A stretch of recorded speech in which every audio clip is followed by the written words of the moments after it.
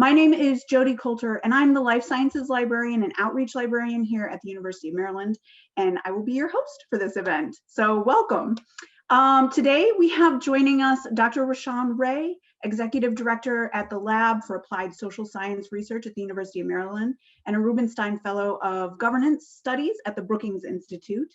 Dr. Jennifer Roberts, Assistant Professor at the Department of Kinesiology, and Amelia Jameson, a research affiliate at the Maryland Center for Health and Equity. Welcome to you all. Thank you so much for being here. A few notes before we get started. This meeting is being recorded. The recording will be posted on the library's website, so we ask that you remain on mute throughout the presentation. And for the sake of bandwidth, we ask that you keep your cameras off, unless, of course, you are presenting. If you have any questions, you can place them in the chat. We will be gathering them throughout the conversations, and then we will wait until the end to address them all. If you prefer not to post your question in the chat for everyone to see, you may send it in a private message to either me or Antonia Hutenberg. I'm sorry, Antonia, and we will keep your anonymity. I would also like to take a moment to give some special thanks to a few people. First of all, to our presenters, thank you so much for joining us today. Your expertise is very much appreciated, and we are very, very grateful that you are able to spend some of your precious time with us. We greatly look forward to your talks. I would also like to thank the entire interdisciplinary dialogue team, Yelena Luckert, Eric Lundquist, and Lily Greiner, and especially Antonia, without whose help I would have definitely flubbed the setup and sort of made a mess of things. So thank you so much, Antonia. You are very, very much appreciated. I would also like to thank the STEAM Salon Committee for passing this idea on to the interdisciplinary dialogue, because I think it will be a wonderful discussion. Okay, so now, without any further ado, let's get our first speaker up. This would be Dr. Rashawn Ray. His presentation is titled COVID-19, Police Brutality and Systemic Racism, How Structural Conditions Explain Racial Health Disparities. Dr. Ray, excuse me, is a David M. Rubenstein Fellow in Government Studies at the Brookings Institute. He is a professor of sociology and executive director of the Lab for Applied Social Science Research at the University of Maryland, College Park. He is also one of the co-editors of Context Magazine, Sociology for the Public. Formerly, Ray was a Robert Wood Johnson Foundation Health Policy Research Scholar at the University of California in Berkeley.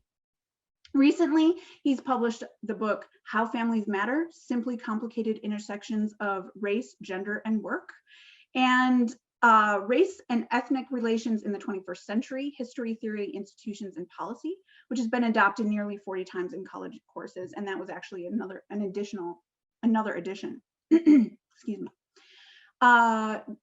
Ray has written for the New York Times, Newsweek, Huffington Post, and NBC News, selected as a 40 under 40 Prince George's County, and awarded the 2016 UMD Researcher Communicator Award. Dr. Ray has appeared on C-SPAN, MSNBC, HLN, Al Jazeera, NPR, and Fox News. His research has been cited by the Washington Post, Associated Press, Reuters, CNN, ESPN, Vox, The Root, and The Chronicle. Previously, Ray served as the 50th anniversary of the March on Washington Planning Committee and the Commission on Racial Justice with Alpha Phi Alpha Fraternity Incorporated. So we are incredibly honored to have you here, Dr. Ray, and please take it away. Jody, thank you so much. Let me set a timer for myself so that I don't talk over. I've been really looking forward to this conversation because I'm really excited about the group of scholars that you brought together. I'm really excited to also hear what they have to say. So knowing the titles and seeing some of that, I'll try to stay away from some of that, particularly with Dr. Roberts, and focus on not only talking about COVID, but also talking about policing. And we know during 2020 that we've seen the impact of both of those. So let me share my screen, get right into it. You all can see this, I assume. So I'm going to talk about COVID. I'm going to talk about police brutality, and more broadly highlighting systemic racism and how structural conditions explain racial health disparities, whether or not we're talking about COVID deaths or whether we're talking about police killings and the impact that has. Now, look, we know that we have been impacted by multiple pandemics during 2020. I won't steal Dr. Roberts' line. I'll let her have the punchline with her title.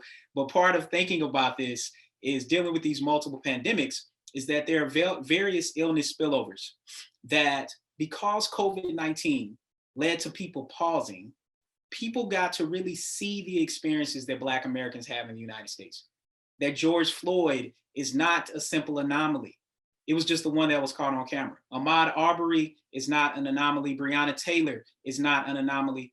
The various microaggressions and the types of discrimination and everyday interpersonal discrimination that, say, Christian Cooper received in Central Park by Amy Cooper, who called the police on him while he was simply trying to watch dogs in Central Park, it harkens back to a collective memory of the Central Park Five for Black Americans. So when we think about racism in America and the way systemic racism operates, we see the role that neighborhoods play. And that's what a lot of my research is focused on, is the role that spaces play in what's going on, including a lot of work that Dr. Roberts has headed up and the work that we've done around physical activity. So we can see how an incident like what happened to Christian Cooper in Central Park can run down south and become a chase like Ahmaud Arbery being murdered by people who have affiliations with law enforcement, who have also engaged in certain white nationalistic and white supremacist type of rhetoric and behavior, going up through Breonna Taylor and a no-knock warrant occurring in her own home, where Black women and women more broadly are much more likely, if they're killed by police, to be killed in their homes, going up to George Floyd, where a Black man's body is underneath the knee of a police officer for 8 minutes and 46 seconds. Everyone's seen this on full display. The movement for Black Lives really utilized social media once again to highlight that these incidents were not anomalies, but instead things that firmly happen to Black people on an unfortunate everyday basis. The bottom line when it comes to COVID is this. APM Research Lab does some amazing work. And part of what they've highlighted is that if Blacks and whites had the same mortality gap from COVID, that there would be about 22,000 fewer. Now that the numbers are spiking, we have the most deaths yesterday that we've had in 6 months from COVID, that 22,000 Black people would still be alive if Blacks and whites had the same mortality gap. For Latinos, it's 10,000. For indigenous populations, even though a much smaller population, it's 1,000.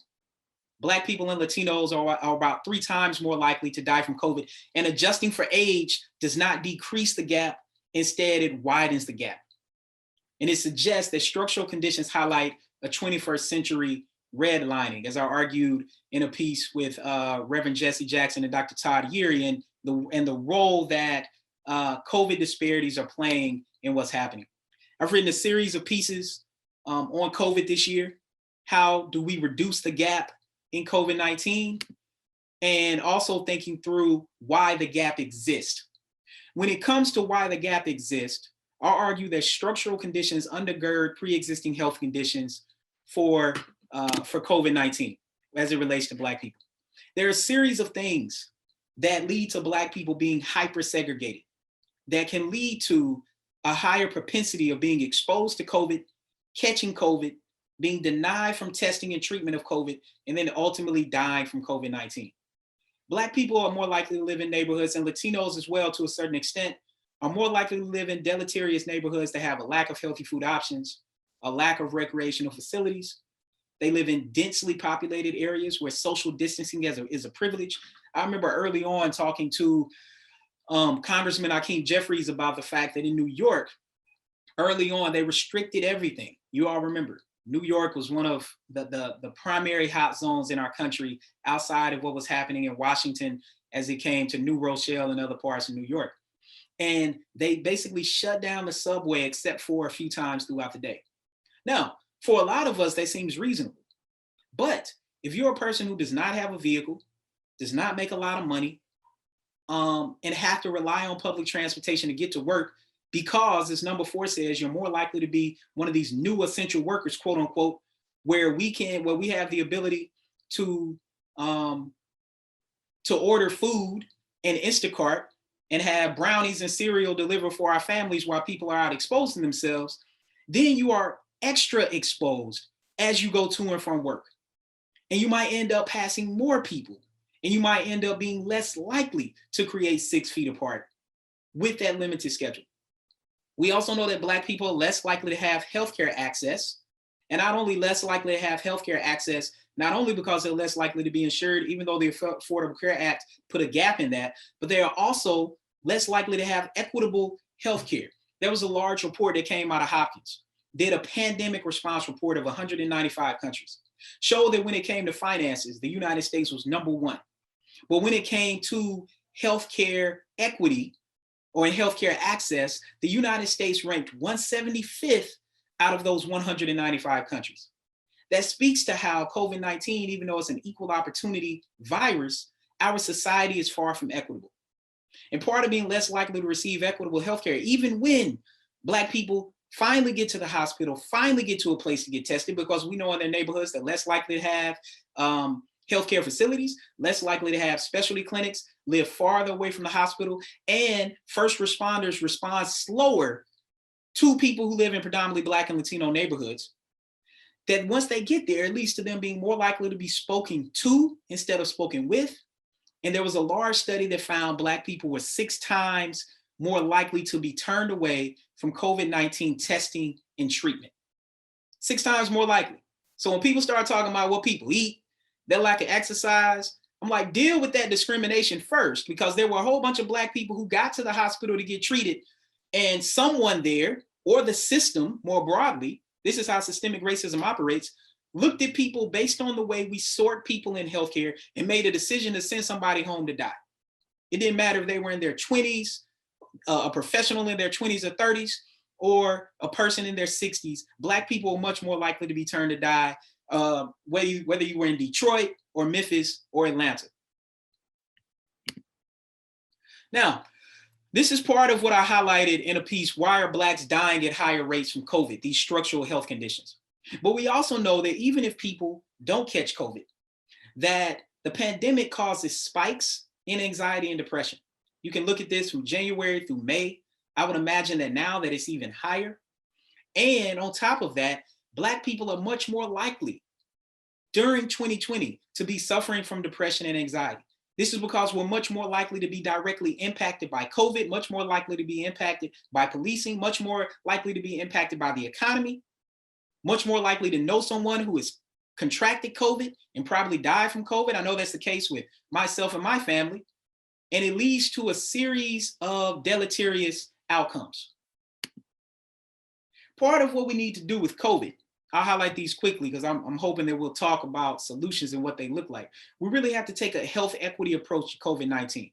At Brookings, we've been doing a lot of this work highlighting this, even on campus. People in the Center for Health Equity and other people in the School of Public Health have been focusing on this a lot. I've advocated for 5 main things. First, we need comprehensive data.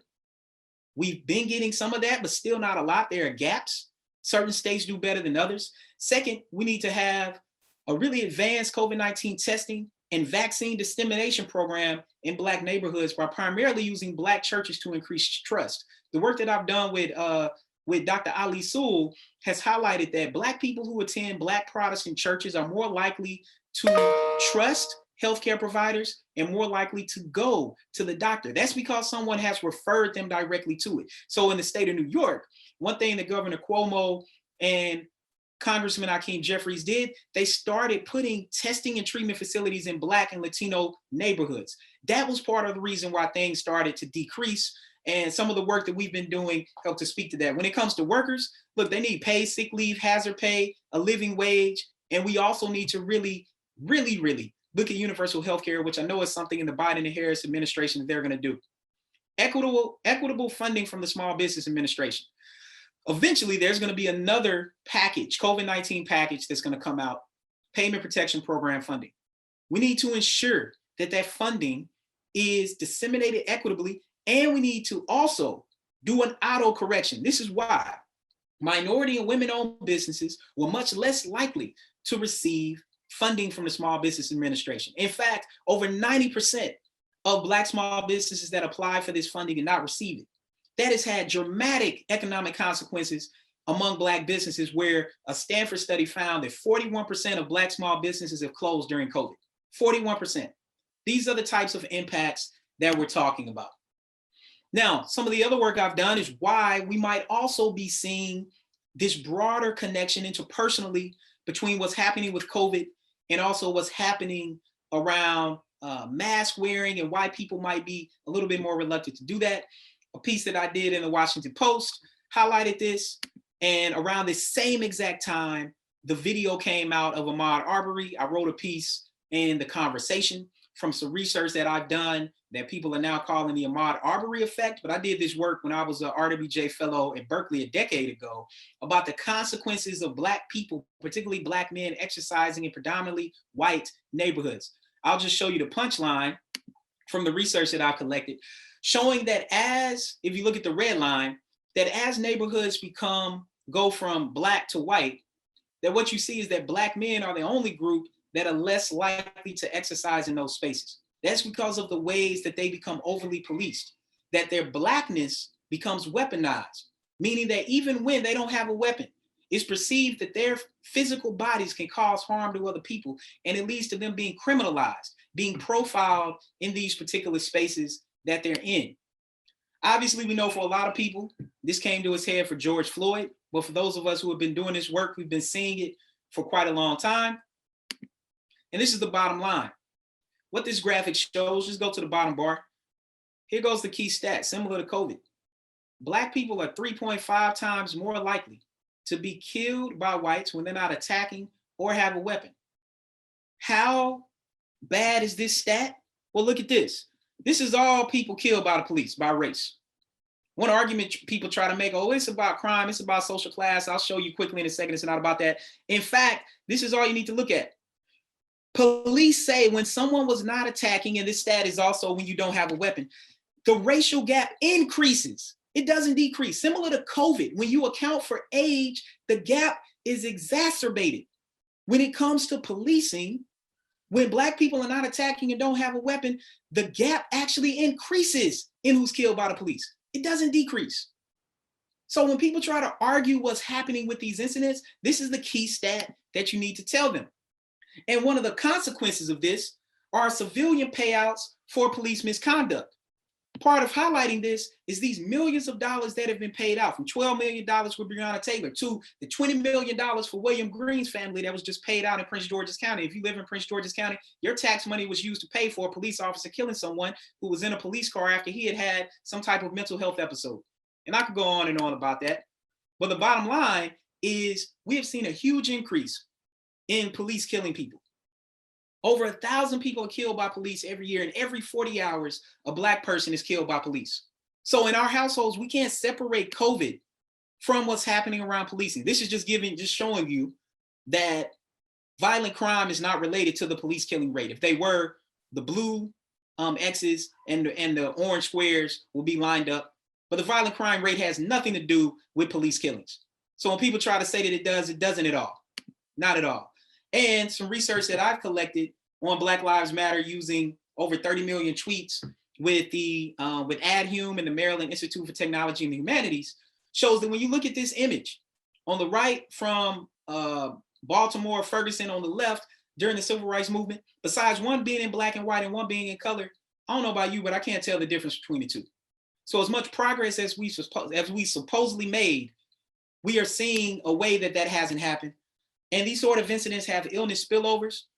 Some work that we published in Ethnic and Racial Studies shows that men's mental health suffers when you live in neighborhoods with more police violence, controlling for everything from crime to class.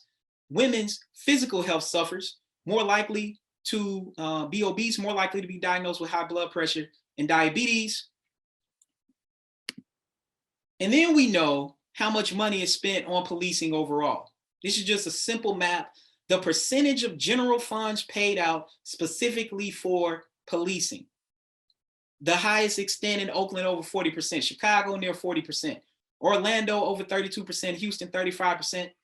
That means every 1 out of 3 or every 2 out of $5 is spent on policing. That doesn't even include listen to this stat, the $2 billion over the past 5 years spent out on civilian payouts for police misconduct. We are literally paying for our own dehumanization and murder when it comes to some of these particular incidents. And we know that there is pervasive bias within policing. This was some data that we collected at the Lab for Applied Social Science Research. This is an implicit association test result. This is not a mistake. What you see is that police officers have bias towards Blacks with weapons, pretty much don't have any strong or moderate bias for whites with weapons. What's interesting about this is that on average, whites are more likely to have and own guns. The second thing is that this was a diverse group of police officers. The stats we see on policing are not simply white officer things. They're not male things. They're not even just police officers things. It is the way that bias, implicit and explicit, is embedded in what we do. This is why we developed a virtual reality program with computer scientists on campus that I could talk about. We've worked with thousands of police officers around the country. And the bottom line is this. There are several things that we can do, but one of the big ones, we need to restructure civilian payouts for police misconduct so that tax money that could be going toward education and work infrastructure, that could be going toward mental health services and addiction specialists, are not paid out to justify police killings in local communities. So thank you, and I look forward to the questioning. Oh, sorry, I should also note real quickly, I'm the co-editor of Context Magazine. We have a special issue coming out in a few weeks on pandemics. So you can just go to context.org. Tons of great stuff from what's happening around the world. And I figured since this was a library talk that I should mention a publication directly. All right, thank you all. Yes, thank you so much for sharing that. We will definitely highlight that on some of the resources that actually we'll show at the end of all of your presentations. So we'll make sure that gets highlighted. Thank you so much, Dr. Ray. Next up, we have Dr. Jennifer Roberts. Her talk is When White Folks Get a COVID Cough, Black Folks Catch the COVID Death. Jennifer D. Roberts is the assistant professor in the Department of Kinesiology, School of Public Health at the University of Maryland, College Park, UMD. Dr. Roberts is also the founder and director of the Public Health Outcomes and Effects of the Built Environment Laboratory, as well as the co-founder and co-director of Nature RX at UMD, an initiative that emphasizes the natural environmental benefits interspersed throughout and around the UMD campus. Her scholarship focuses on the impact of built, social, and natural environments, including the institutional and structural inequalities of these environments, on the public health outcomes of marginalized communities. More specifically, much of her research has explored the dynamic relationship between environmental, social, and cultural determinants of physical activity and using empirical evidence of this relationship to infer complex health outcome patterns and disparities among adults and children. And you can take it away, Jennifer. Hopefully you have screen sharing abilities. Yes, I do. Thank you, Jody. Let me see.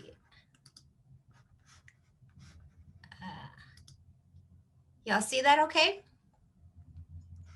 Yes, we can. All right, great.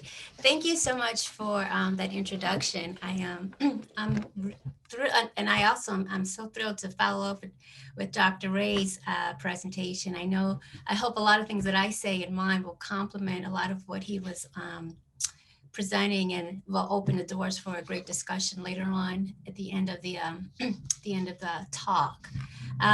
It's funny because the title of my presentation, When White Folks Get a COVID Cough, Black Folks Catch the COVID Death. I smiled to myself because when I was coming up with the actual title, I was thinking of Brother Ray, and I was like, I think he'll probably smile when he hears this title, even though the meaning of it, there's really nothing to smile about, because it plays on an old African-American saying, which is when white folks catch the cold, Black folks get pneumonia. And so hopefully as I progress through the presentation, you'll have a better understanding for the context of this title. And so my presentation is divided into 3 parts. I've kind of, I've structured them, and they're the thread to get together through the theme of structural racism and its influence on health inequities, demonstrated through the 1918 influenza pandemic, as well as the pandemic of today. The first part really is just kind of a historical examination of where we've been. The second part is looking at issues of today. And then the third part is looking at where are we headed. I do want to take note, though, that even though I'm highlighting the African American experience throughout the presentation, many of the same issues that I'll be discussing are definitely applicable to other historically marginalized populations. So again, this first part is a historical examination, which I hope, will give you some context later on for the discussion. And so here, basically, as a result of pretty much the poor economic conditions, the terror of Jim Crow South, many African Americans fled the South to other parts of the United States shortly after the post-Civil War Reconstruction period, which is now known as the Great Migration. It generally refers to this massive internal migration of African Americans from the South to urban cities, centers in other parts of the United States. There's roughly about 6 million African Americans who left between 1915 and 1970. And this graphic here, it really does compare. There's kind of the idea that there was two migrations. One was the early one, which is referred to as the first migration from 1910 to about 1940. And then the second one was the second one from 1940 to 1970. And what's interesting is the change in the share of American cities is based on the percentage points or the percent of population that was African American in the later times compared to the earlier times. So for example, if we look in the first migration map, we see that 2% of the population in Gary, Indiana was African American in 1910, but by 1940, it was about 18%, which represented a 16% jump. That was the largest jump in the first migration. And I think in the second, it was Trenton, New Jersey, but I'm not completely sure. So in essence, this motivation, the motivation for the migration was to pretty much leave the impoverished conditions and hope for something better up north or going out west, and also to leave the racist and dehumanizing conditions of the Jim Crow South. Now, while, segregation was not necessarily legalized in the North as it was in the South, racism and prejudice, still were nonetheless widespread. A large proportion of African Americans lived in cramped, dilapidated, and impoverished conditions with less access to sanitation and urban social programs. The housing, was segregated through the use of racial covenants and other measures such as redlining. And then in the social side, there were more economic employment opportunities afforded, with higher pay, even up, in the Detroit area. Henry Ford was, advertising in some of the newspapers of the time that, he was willing to give $5 a day, which was, very lucrative compared to what are the wages in the South. But there were still, the work conditions were arduous, they were sometimes very dangerous, they were dirty. And then there was a lot of racial tensions between the skilled African Americans who came up north, who could get these jobs, and the poor, unskilled whites who were not. And then, in addition to these tensions, there were also thousands of servicemen who were returning back to the States after fighting in Europe from World War I. And here they come back and they find that their jobs have been given to African Americans in the the warehouses and the mills and the factories. So that brought a lot additional level of tension. So while, there was this whole ideal that, you had this tension, but shortly after this kind of first wave of the Great Migration, and the momentum was picking up, you had, the 1918 pandemic. Sorry about that. And even though there's no universal consensus in terms of the origin of where it started, many scientists have actually believed that it started either in France, China, or even in the Midwest of the United States. That's been debated for decades. But in any case, it's pretty much understood that there were three distinctive waves, one in the spring of 1918, then the autumn of 1918, and then the winter spring of 1919. And arguably a fourth wave, which was localized in the New York City area. But what was interesting, though, is that, historically, when we look at influenza or the human curve for influenza mortality, we've seen like a U shape. But in this case, there was actually a W shape, whereby that middle peak was indicative of young adults who were actually getting sick and dying. And so this was something that was kind of unique to the 1918 pandemic. And then the other thing about it is that, you know, even though we've often referred to it as the Spanish pandemic, or the Spanish flu pandemic, it actually was only named that because the Spanish were the first to actually write about it in the press. There was a lot of wartime censorship where even though people were getting sick and dying because of the wartime censorship, people didn't want to share this knowledge because, you know, it would increase your level of vulnerability. But the Spanish press actually was like, you know, this is something that we can't hide anymore. And actually, if you look at this upper right-hand corner, the headline actually says, this is a 3-day fever. There are 80,000 infected in Madrid, and the king is sick. So this was a really big deal, and that's how, hence the name, the Spanish flu. So again, even before the 1918 pandemic, though, you know, the African Americans experienced, you know, they were already living in very deplorable conditions as recognized by the prominent sociologist and civil rights activist W.E.B. Du Bois in his Philadelphia Negro study.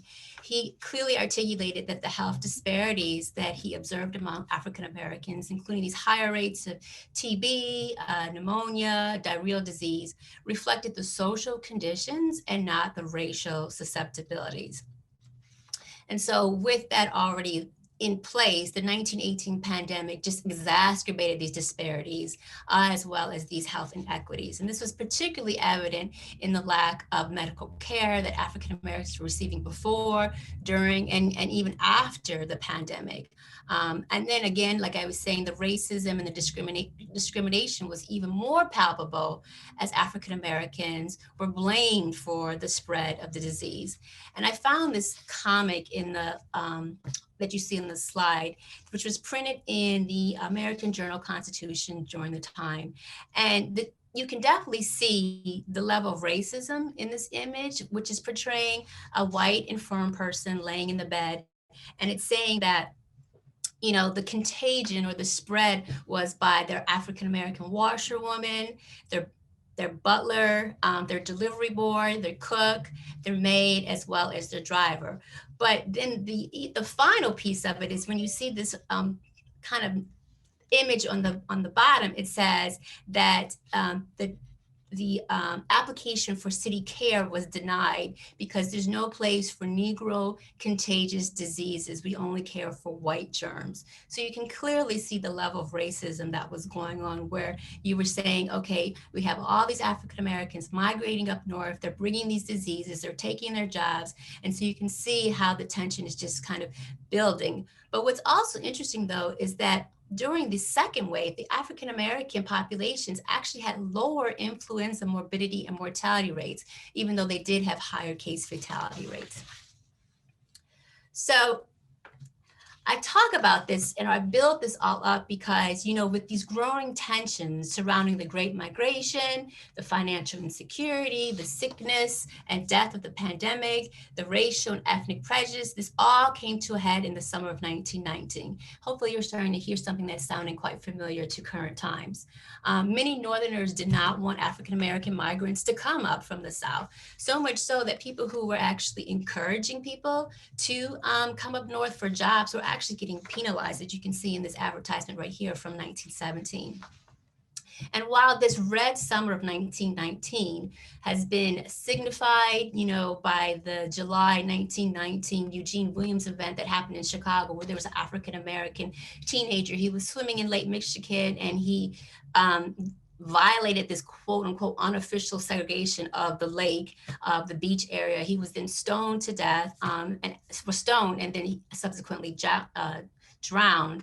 And then there was riots and murders, you know, that occurred afterwards. And even though that kind of signifies this summer of 1919, there were actually other types of mobs and riots that had happened before this July. So for example, in April, there was two brothers that you see in this upper right-hand corner. They were actually students at the University of Maine. They were hunted down by a mob of like hundreds of students. They were led back to campus with nooses around their necks, and they were forced to tar and feather each other, as you can see in this photo. Of course, no arrests were made. And so riots, lynchings, and mobs just erupted throughout the United States during the summer. But the three most violent episodes happened in Chicago, as I mentioned, with Eugene in the swimming incident, Washington, D.C., as well as in Elaine, Arkansas.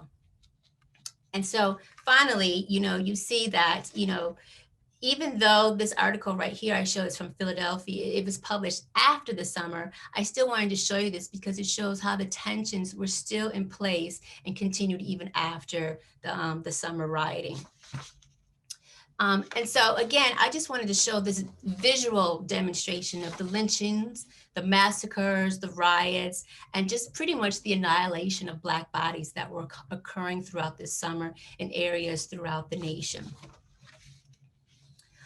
Again, this is a map that shows all of those riots and lynchings. It's not exhaustive. Like, for example, there were some things that occurred in Syracuse, New York, and so those are not on this map, but it just kind of shows you the distribution of where all of these incidents were occurring. So now I'm going to pivot and kind of talk about where we are now, a whole 100 years later, and kind of you can start to see some similarities, see how we have not actually progressed. I first want to remind us, though, of the policies and the practices that were sanctioned by federal and local government, which still have impacts on the lives of African Americans today. Because, the saying goes, your zip code is a better predictor than your genetic code. And so you have everything from redlining, block busting to urban renewal that have this lasting effect on where and how African Americans live, not only in their built, but also in their social environments, and then the health inequities that they experience. The other thing that I want to mention is focusing on the actual health inequities, which are actually, just systematic differences in the health status of different population groups.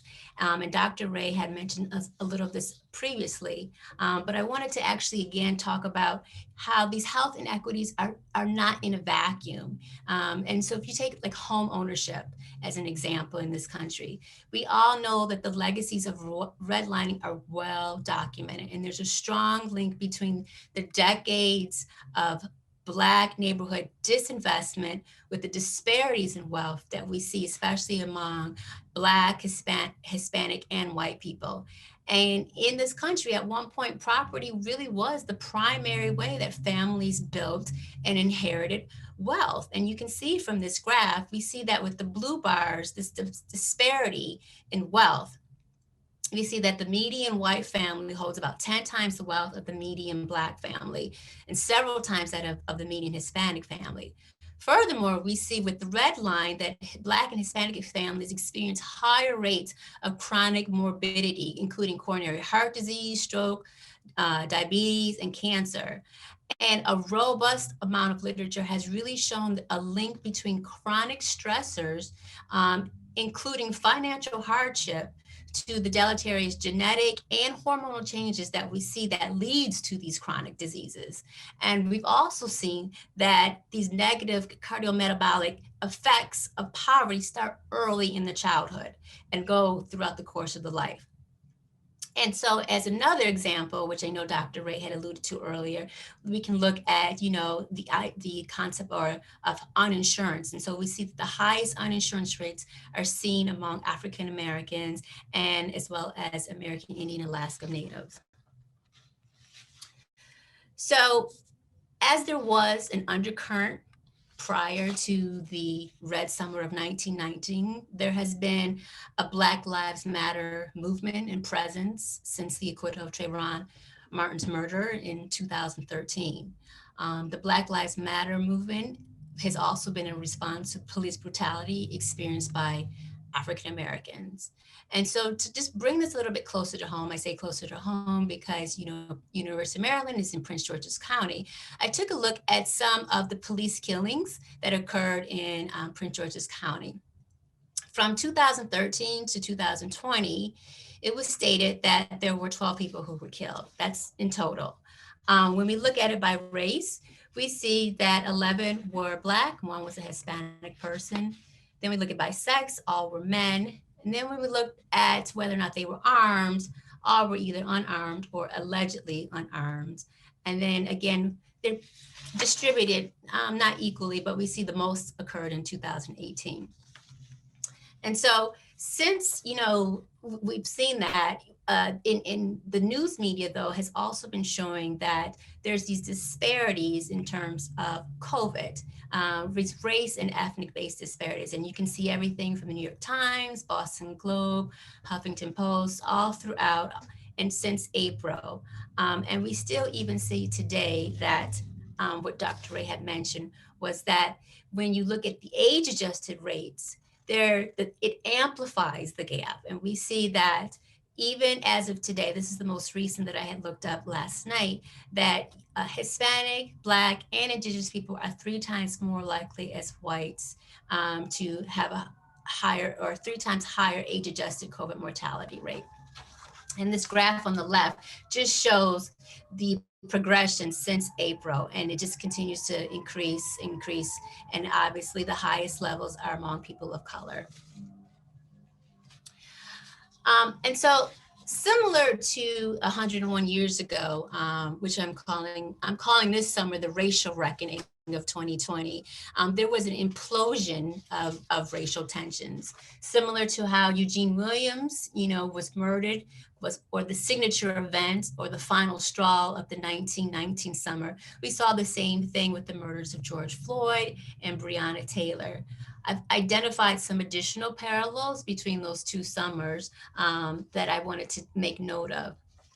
In terms of racial violence, a lot of it that they were looking at that time was the lynchings that occur. And I feel like that's just been exchanged with kind of a 21st century lynching in terms of police brutality. In terms of the uprising, it's interesting because we saw over the summer just a worldwide kind of uprising. And even in 1919, there were some documentation of some uprisings, some riots that had happened in Great Britain. It may have been occurring even more throughout the African diaspora, but there's really no way to find that documentation. In 1919, the demonstrations were violence with mobs and riots, whereas this summer we did see predominantly very non-violent protest. Again, obviously the 2 different pandemics in terms of influenza and coronavirus. But what's interesting about these 2 pandemics is that I had also written a paper about earlier, is that the public health response to these 2 was nearly identical, with the encouragement of mask wearing and quarantining as pretty much the #1 ways to mitigate the pandemics. And then again, the similarity between the 2 in terms of the economic insecurity that was exacerbated by the tensions that were occurring in both periods. So to wrap this up, I wanted to take a couple of minutes to question where we're headed in the coming months, in the coming years. I think if anything, many of us have had a new awareness or maybe even an awakening of the structural racism that plagues this country, as well as many of the inequities that are the downstream effects of this racism, whether it's the health, economic, social, or housing inequities. And I've highlighted that in some of the newspaper clippings here on the screen. But the biggest difference that I question now is what's the difference, between now and then? The people, the issues are different, the guilt, the way we communicate with each other. And I really like this statement right here that Adam Serwer had written in the Atlantic in the October 2020 issue, and it states, in the past, the dream of remaking society has faltered when white Americans have realized what they have to sacrifice to deliver freedom. The question now is whether this time is different. And I just thought that was very poignant because that's a lot of what my question has been. And while we may not be able to answer that actual question, I do know that we do need to learn from this pandemic, help the next generation prepare for the next pandemic. It's inevitable that there will be another one, perhaps not in my lifetime, but when it does come, I hope that we are more ready and more ready in an equitable fashion. If you're interested in any of the things that I've talked about, I have some papers that I've published that kind of goes in more detail, more depth than what I have touched on today. And I actually really appreciate your attention, and I look forward to the discussion with my co-panelist.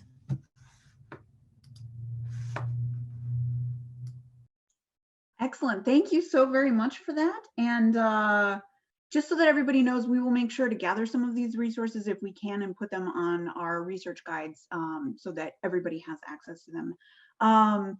Okay, so our last speaker for today is Amelia Jamison. Her presentation is entitled Beyond Anti-Vaccine, Racism, and a COVID-19 Vaccine. Amelia is a research affiliate with the Maryland Center for Health Equity in the School of Public Health. She is also a doctoral student in the Department of Health, Behavior, and Society at Johns Hopkins University. And I'm going to go ahead and share her presentation really quickly. And Amelia, whenever you're ready. Okay. Hopefully you're seeing that now. Yeah, thank you so much. Okay. I haven't mastered the slides and notes simultaneously, so I'm getting an assist today. Thank you very much. I'm really happy to be here today, and I'm hugely honored to follow Dr. Ray and Dr. Roberts. This talk will be pretty different from the last two, but as a doctoral student, I'm in a very different part of my career. So hopefully this is a different angle, and hopefully we can talk a little bit more about how what I'm talking about connects to the broader patterns that Dr. Ray and Dr. Roberts will be talking about. So I'll be talking about racism, COVID-19, and vaccines. In particular, the ways that structural racism may influence vaccine acceptance, and the ways that online mis- and disinformation can leverage racism to promote and deepen existing divides. So if we click to the next slide. So this is an overview of what we'll be talking about. I'll be mostly presenting really high-level takeaways from research projects that I've worked on in the past few years. And there's two main areas that I'll be talking about. Primarily this idea of vaccine hesitancy and lessons learned about Black and white racial disparities in influenza vaccination. And then a second area around online misinformation about vaccines, pulling from work done on Twitter and Facebook. And then I'll wrap up with talking about what we've learned from the past and how this could apply to COVID-19, learning from what's going on with the current infodemic and how what's been happening can be influencing acceptance of a future COVID-19 vaccine. We can go on to the next slide. And today I'll be talking about research that was conducted as part of my time at the University of Maryland. So although I am freshly a PhD student at Johns Hopkins, I have spent the past 8 years at the University of Maryland and really have created the foundation for all of the work that I'm doing currently.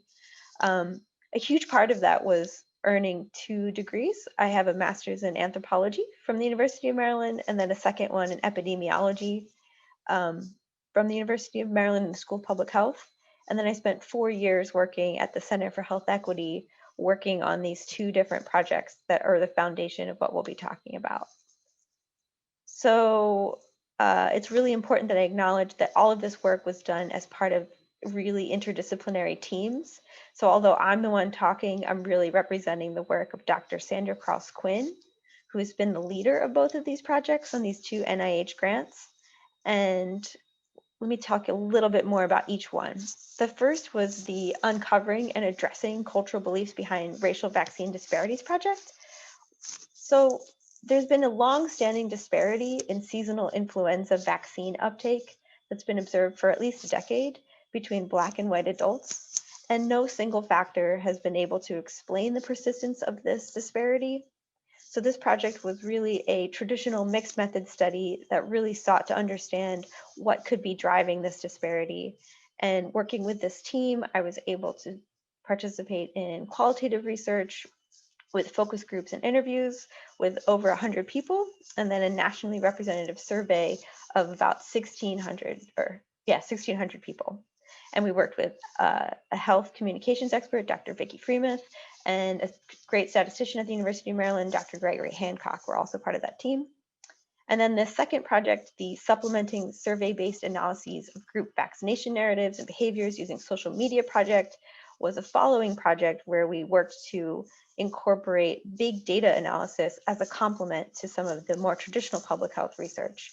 And this brought in experts from outside of public health, including computer scientists at Johns Hopkins under Dr. Mark Dredsdy, and systems engineers at GW University under Dr. David Broniatowski. That was a complement to the existing social science research that was happening here at University of Maryland with Dr. Quinn. So these two projects are the backbone of what I'll be talking about, but they really created the launching point for my future research as a PhD student, where I really hope to focus on exploring the ways that online misinformation and disinformation can be leveraged and used as a wedge to create and deepen divides. Okay, next slide, please. Okay, so I'm going to take a step back and I'm going to ask the audience to think about, in their head, conjure up a mental image of who is an anti-vaxxer. Just think about it. I don't think we have much opportunity for participation right now, but I think throughout the course of this presentation, I really want to challenge some of these ideas about what you may perceive as who is against vaccines and some of the reasons why. And to start, one of the things I'll be talking about is this idea of vaccine hesitancy, which is a more recent effort to really move away from this debate, this idea of a dichotomy between pro and anti-vaxxers. So vaccine hesitancy, as defined by the World Health Organization, is this idea of delay in acceptance or refusal of vaccination despite the availability of vaccine services. So there's two pieces to it, right? Like you're refusing vaccines, but they're widely available to you. So it's not people who don't have access to vaccines. And they acknowledge that this is a really complex phenomenon and it can be varied by context. And that some of the major factors that are driving this include this idea of complacency, confidence, and convenience. And then most relevant to what we're talking about when we're talking about racial disparities is this idea of vaccine confidence, which can kind of be summarized as broadly trust in vaccines. So when you're thinking about what it takes to trust a vaccine, it's pretty complicated and it involves multiple components. So we like to think about whether you trust the vaccine as a product itself, how you feel about the institutions and the agencies that are involved in the production of the vaccine, and feelings of trust towards the people who authorize and recommend vaccines. So all of these factors are part of vaccine hesitancy. And it's also important to note that when you're thinking about vaccine hesitancy, you're really thinking about a spectrum. It's not like a stark pro and anti-vax, but this idea that there's some people who refuse all vaccines no matter what, some people who accept all vaccines no matter what, and then there's a wide variety of people who fall somewhere in between. You could question a vaccine or delay a vaccine, but ultimately accept it, or there's some people who will refuse some vaccines while accepting others.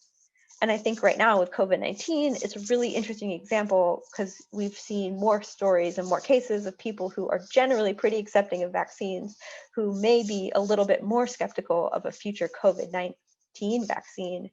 And I think it's really important to consider things like confidence again, and the role of trust in agencies, et cetera, et cetera.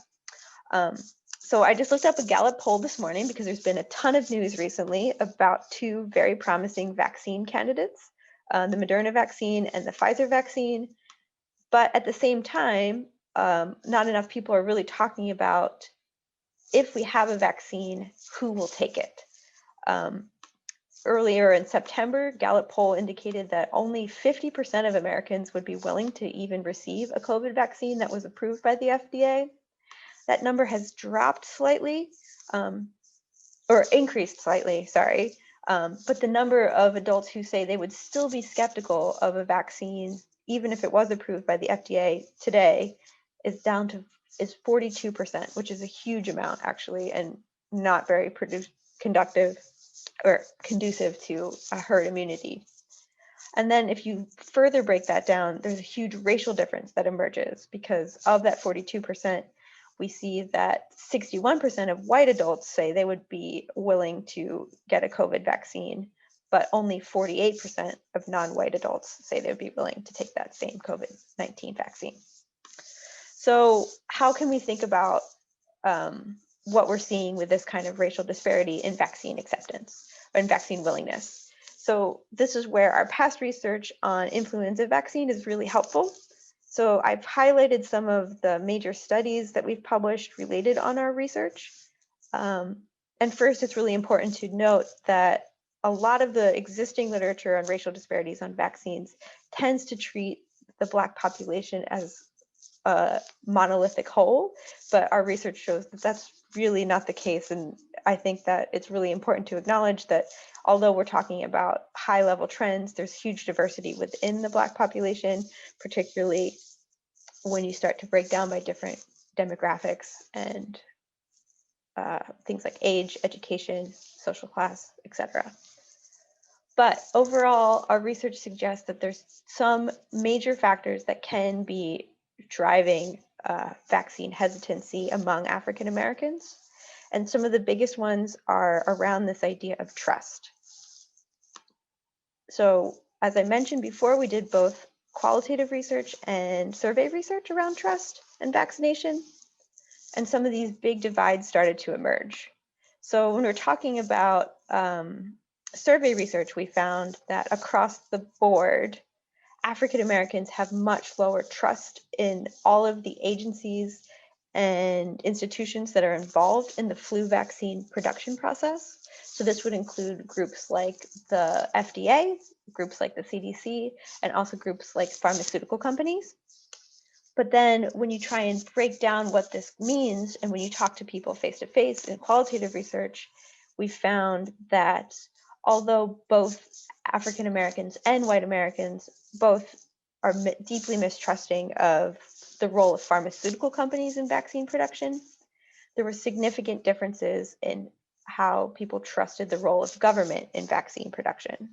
So for white people, the respondents were more likely to say that they didn't really question the role of government in the vaccine production. And if they did, they tended to question the competence of these agencies. For instance, whether they were able to pick the right strain for the vaccine, whether they were producing enough vaccine, whether they were distributing it effectively, etc. However, when we talked to African Americans, our respondents were much more likely to say that they were a little bit less trusting of the role of government when it comes to vaccines, and particularly when it came to the motives that were governing the role of these institutions. So questioning why a vaccine would be targeted towards an African American community, why it would be offered for free, why it would be offered to different age groups at different times, et cetera, et cetera. More questions about why this government was producing these vaccines and targeting African American communities. And so this is something that we saw particularly among older African Americans. And I think what was really interesting was when we were talking to people, some of the reasons that they talked about mistrusting the government in their role went back to stories of historic medical abuses, things that had happened in the past, things like the Tuskegee syphilis study. There were references to Henrietta Lacks. But this also extended into the everyday discrimination that was still ongoing within the healthcare system. And when we talked to participants, even people who did take a vaccine, we found that they were more willing to discuss this process, and they acknowledged that they had to overcome this history of medical racism and learn to trust a vaccine, versus the white audience who exhibited a type of white privilege because there was this invisibility they had never thought to question, and they just accepted a vaccine without really thinking about it. So that was one of the biggest findings of our research. And then we also found significant differences in the ways that white and African Americans balanced the idea of disease risk against vaccine side effect risk. And I believe we actually found that white people were more likely to let a fear of vaccine side effects reduce their willingness to get a vaccine. And then finally, we found that experiences of race in the healthcare system were also a major influence on willingness to get vaccinated. Individuals who felt that they were in a healthcare system with greater sense of fairness were more likely to be vaccinated, but those who were very aware of the role of race while in the healthcare system and had experienced discrimination were less likely to be vaccinated. Okay, next slide, please. Okay, so go back to your mental image of who the anti-vaxxers are. And now I'm going to contrast the complexity of what we see when we talked about flu vaccine, and for some of the reasons that African Americans were less likely to be vaccinated for influenza, against some of what we see happening right now and in the past with online anti-vaccine. So I talked about the complexity of something like vaccine hesitancy, but when we're really talking about online, suddenly all of that complexity is erased. When you're tweeting, you don't have the space and the availability to share nuanced thoughts. So when we're talking about what vaccine discourse looks like online, we do see that it is reduced to this black and white debate, anti-vax versus pro-vax. And in particular, I'd like to talk about a very small but very vocal group of people that I describe as anti-vaccine activists. And I think they've been particularly successful in leveraging online platforms and making themselves seem much larger than they really are, which has increased their influence and their power. And they've been able, particularly during COVID-19, to leverage these tools to really reach new audiences and expand their reach. And I think it's really important to monitor what's happening there to see how they're able to capture and reach out to other communities to broaden their arguments. So some of our research, this is the second project that I talked about. A lot of it's been focused on Twitter and Facebook. So briefly, I'll just touch upon some of the things that we've seen that anti-vaxxers online are very good at doing. And the first is that they're really good at using online targeting tools to reach certain populations, particularly those who are most interested in hearing what they have to offer. So in our analysis of Facebook ads, we found, I'm assuming most people have Facebook, so they've seen the kind of ads that pop up on the side. What they may not realize is that those ads are really targeted directly to them based on the information that they're sharing on Facebook. And advertisers have the ability to target specific audiences based on that information. And it's kind of opaque. So from the outside, it's not really clear what kind of criteria are being used. So our study looked at what ads had been posted in the lead up to the 2019 measles outbreak. And although we found that there was not too many ads, the majority of anti-vaccine ads were coming from a very small number of ad buyers, including 2 groups who were responsible for more than half of the ads. So what we see is that I think a lot of people have this idea that anti-vaxxers is this grassroots kind of movement, but what we see is that there's a handful of really more powerful people who are able to leverage these tools to reach the people they want to talk to directly. And so Facebook has now shut down this option, but it was later revealed that advertisers could target groups based on a criteria called people interested in vaccine controversies. So Facebook was really catering to this group and allowed them to essentially use really cheap ad buys to leverage thousands of clicks and views to people who were primed to want this material. And it would lead them to links to other websites and a lot of crowdfunding sources, etc. And we saw, even as cases spiked in certain states like Washington State, groups would target those areas particularly, including women and mothers. So we see that they're much savvier users of social media, because at the same time, public health pages, the pro-vaccine ads, were coming from dozens of sources who would buy a handful of ads at a time. Those ads would get shut down. They wouldn't come back up. They were much less savvy when it came to advertising online and reaching audiences. And then our most recent study focused on anti-vaccine Facebook pages, about 300 of them. Over a decade, we followed how this rhetoric changed over time and how they were using the platform to reach different people. And I think this is where we see a really fascinating shift occurring. I think a lot of people, when they think about anti-vaxxers, they tend to think about vaccines and autism. But what we're seeing really is that there's been this movement away from a fact-based kind of argument saying that vaccines cause harm, it's not that the people don't believe that anymore, it's just that they're changing the way they're framing it. So the new frame is that vaccination is a choice and that vaccination is a civil right.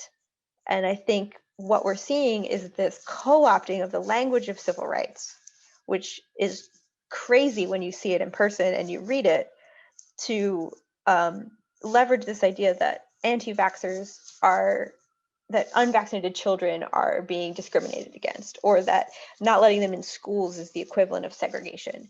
And this language from civil rights and women's rights, actually, too, my body, my choice comes up quite a bit, is the new frame that is being leveraged to sell anti-vaccination as a choice.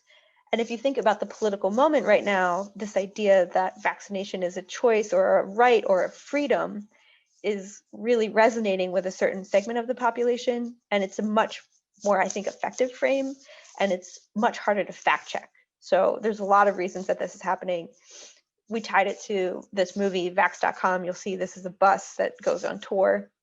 And then finally, although there's much less evidence of this, we do know that active anti-vaxxer groups have courted minority populations, particularly in certain areas, to try and extend their message. I think the most interesting example comes from the 2017 measles outbreak in Minnesota, as we see leaders in the field of leaders in the anti-vaccine movement, like Andrew Wakefield, targeting the Somali American community in Minnesota, leading to a huge decline in MMR vaccination rates and then a subsequent measles outbreak. We saw some efforts in 2019 with anti-vax leaders reaching out to Orthodox communities in New York City. There was some efforts to court Black churches in the area that appeared to be less successful. And then over the summer, we started to see some of these events as states try to introduce new vaccine legislation. Anti-vax leaders are reaching out to African-American leaders to try and bring them to their rallies, to bring them to the state house. And there's a few cases, I think there was one in Colorado and one in New Jersey, where they were more successful. And then a second major area where anti-vaxxers have been hugely effective online is through the use of automation and trolling. And I'll talk about both of those briefly. So back in 2018, we released a study that really identified the role of automated accounts or bots in sharing anti-vaccine misinformation. But I think most explosively, we also identified the role of Russian Twitter trolls who had been using vaccination as a wedge issue to really exacerbate existing divides. And I think this is a really interesting example because at the time we knew that the Russian trolls, because this was 2016, the election, they had been really deeply involved with politics and they had used race pretty effectively there to try and spread and foment discourse, divide between people. But what we found was that they had used this hashtag to try and play both sides of the vaccine debate. And although they weren't super successful in engaging real Americans, real users, they obviously had this idea that vaccination was an issue that was just as hot button as race. And then actually in March, this was a really interesting follow-up study done by a group at UPenn who took the same Twitter trolls that we had been studying and were able to identify 9 different personas within the troll types, including one that they had labeled as Black Lives Matter. So for trolls to be most effective, to get people to engage with them, they had developed specific tweeting patterns where they were imitating African-American users and tweeting things about Black Lives Matter, et cetera, and using African-American vernacular to try and seem more authentic. But these personas that were based on race were also more likely to tweet anti-vaccine information. So that's something to monitor in the future. Okay, next slide.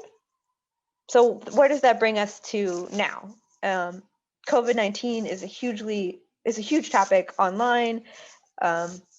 What I think the World Health Organization has dubbed it an infodemic, which is this idea that there's a huge volume of research, of information out there, that includes some misinformation and some truth, but right now it's just too much for people to process. And that deluge of information makes it really challenging for health communication efforts to stay on top of what's being spread and making sure that people are getting the most reliable information. What's really interesting is that some of our early research, particularly on Twitter and Facebook, we found that there's a much greater volume of information coming out right now, but actually people are sharing more reliable sources than if you compare to a comparable data set that's just about vaccines.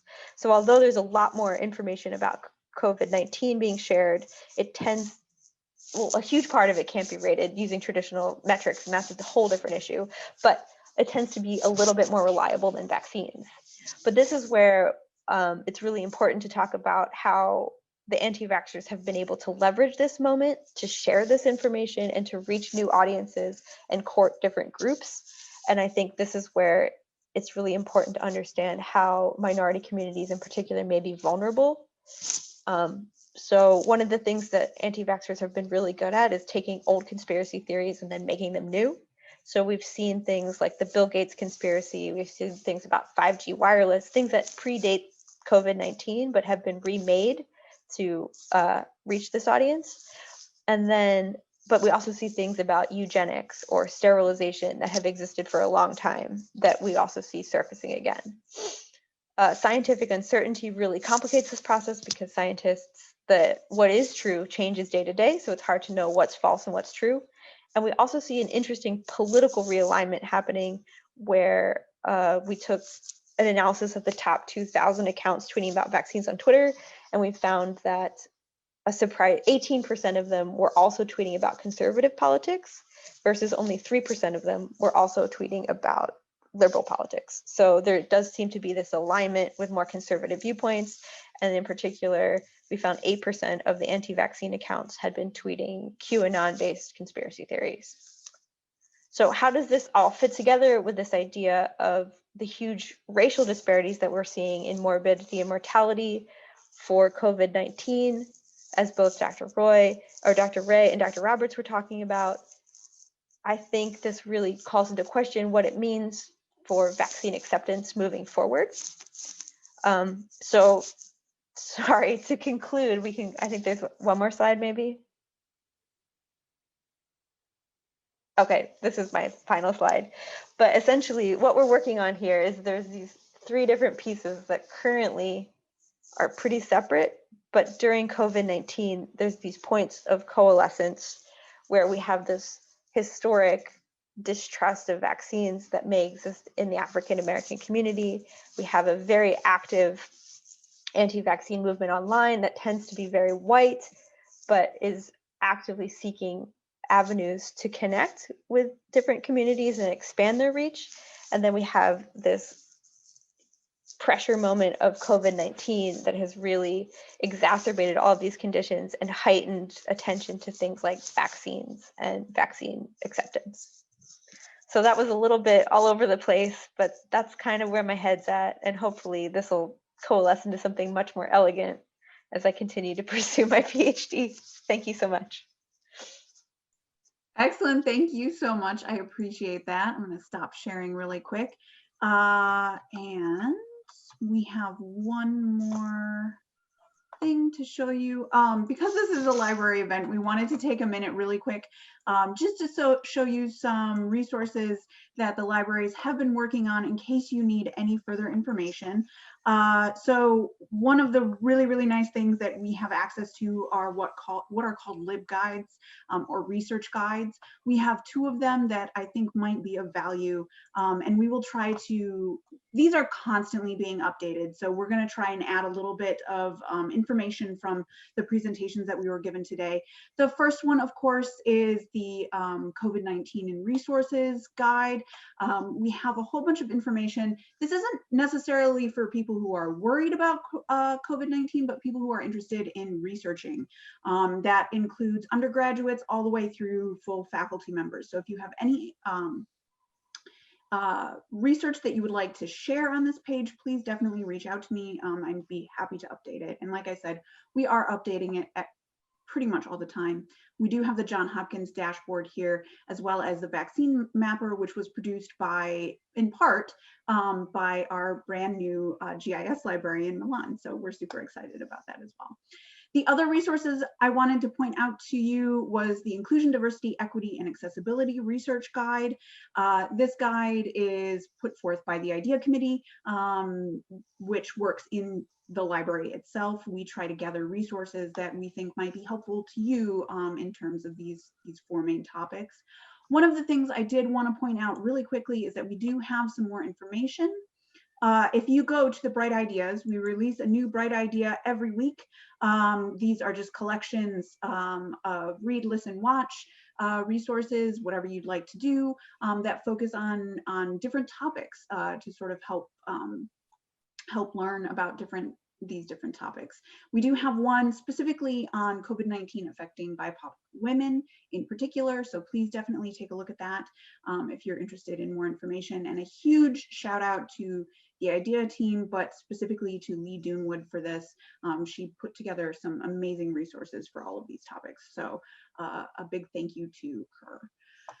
Okay, so we have a couple of really wonderful questions. And if you have any questions, of course, please drop them in the chat and we will do our best to get to them before our time is up. So the first question we have, not addressed to anybody in particular, so anybody who is interested in taking it. Would any of the presenters comment on how race and structural racism impacts COVID-19 and the response to the pandemic internationally?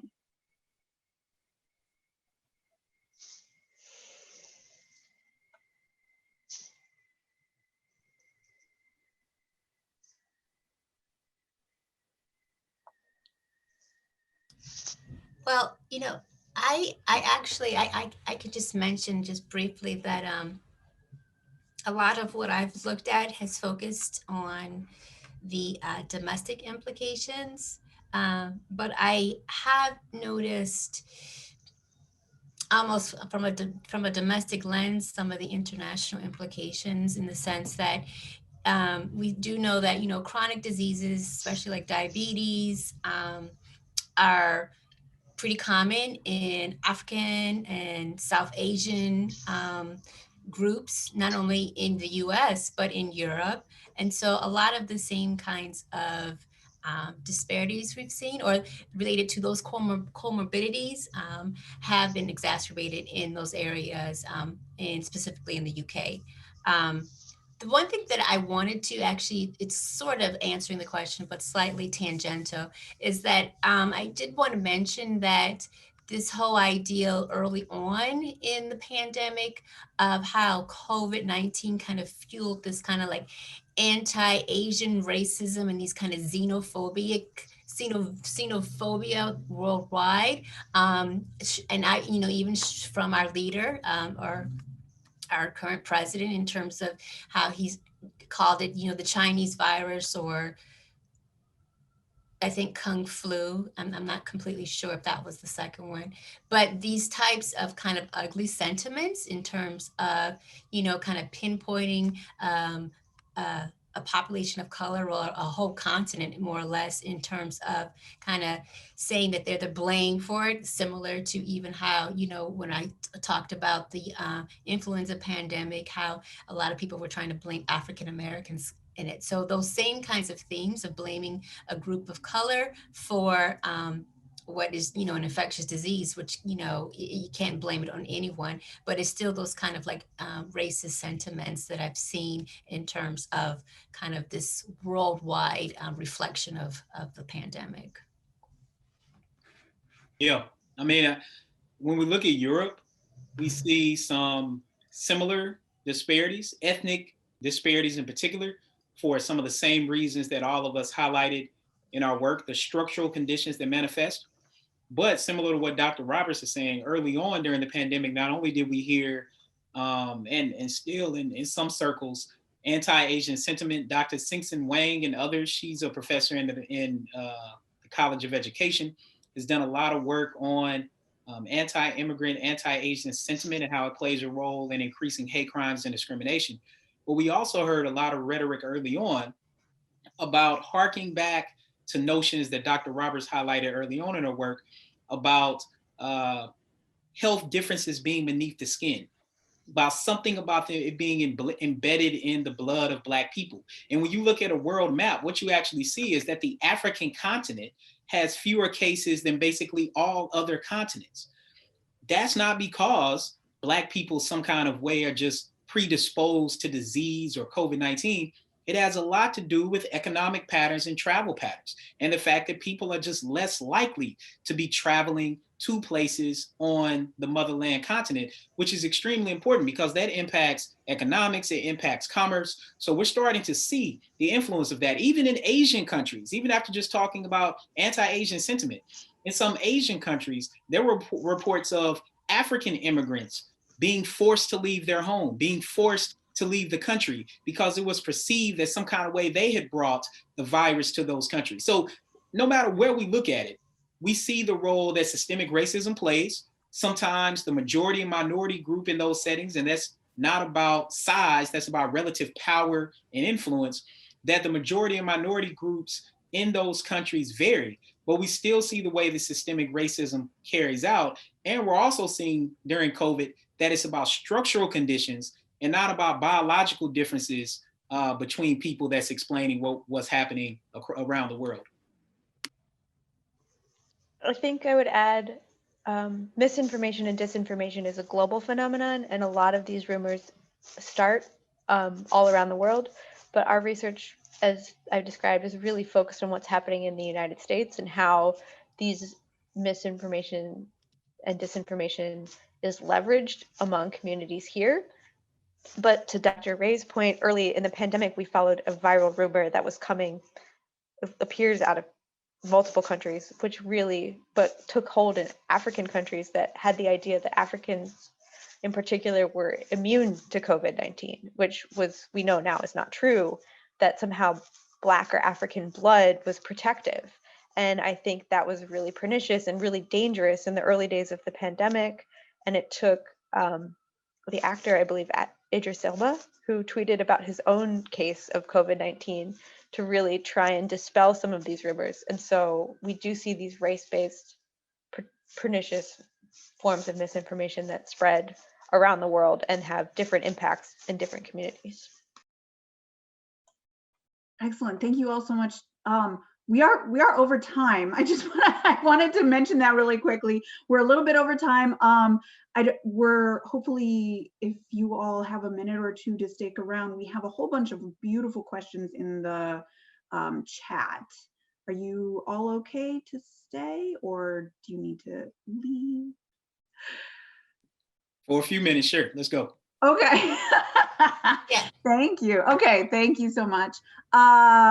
In the context of COVID-19, do any panelists have comments on whether FDA, CDC can or will directly address mistrust in government agencies in light of the community traumas and anxiety linked to historical wrongdoings of these governmental organizations against the Black population? Yeah, I'll just quickly say yes. So I think on day one, the Biden and Harris administration will not only reverse a series of policies that the Trump administration put in effect, like, aiming to remove implicit bias trainings, aiming to critique critical race theory and intersectionality frameworks that have guided the social sciences and public health for a few decades now. But I think on day one, and definitely the first 100 days, we'll see a series of executive orders and legislations come out of the Biden administration to restore trust in science, in government, in medicine, and in media. And I definitely know that those things will actually happen. Excellent. Can the panelists speak to the mental health implications of both pandemics on Black and African Americans in general and Black and African American students in particular? Well, I definitely have seen that there have been, as with the actual incidence of COVID, that there's been an exasperation in terms of the mental health disparities among some Black Americans during this COVID COVID-19 pandemic. Even, you know, if you just even look, you can just chop it up and look at all different pieces of it in terms of just the stress, because there's a higher proportion of essential workers who are people of color, specifically African-American women. And so having that stress of being able, of having to go in and out, dealing with the public, thinking that every time you go to work, there's a possibility you may contract the virus, in addition to possibly, you know, the conditions in which you get to work. Maybe you have to use public transit, so that increases your risk. Even what Dr. Ray had mentioned earlier, the whole idea of being racially profiled and targeted because you are wearing a mask, that brings in another level of distress. And so it's just almost like this avalanche and of these cascading factors of distress that were already existed before the pandemic, in terms of maybe living from paycheck to paycheck and already dealing with being a moving target. Now you add this other layer on, you know, with the thought of, you know, am I going to get sick on my job, or am I going to lose my job? All of these things. And there may also be obstacles to obtaining any kind of, you know, therapy or any kind of anything to help you deal with these kind of distresses and these anxieties. So we have seen that. In addition, I think the comment or the question had to do with the students. I have seen, I think there was something that even came out either this week or recently in Academic Insider, saying that there has been a higher level of mental health or mental illness and anxieties among African-American students on college campuses. I didn't remember all the details of the article, but if it's mirroring the greater population, I would expect that to be the case on various campuses as well. I can add a little bit to that as well and say that here on the University of Maryland's campus, that the health center has seen an increase. So if at any point there is someone who might be suffering, we do have resources for that. And they are linked on the COVID-19 LibGuide. So please definitely direct people for both race-related mental health and COVID mental health. So please definitely do that. We have one more question that has mostly to do with data. Does UMD Collect plus or minus provide access to county level data sets on disparities by race, ethnicity for COVID-19 infection, hospitalization, and deaths, and resources for generating graphical displays of racial ethnic disparities over time? I can answer that a little bit and say this is a great reference question. Please submit that, and we will get back to you if folks in the panel don't have a specific answer to that. We can definitely take a look at that for you. So submit it to an Ask Us ticket, and we're super happy to help.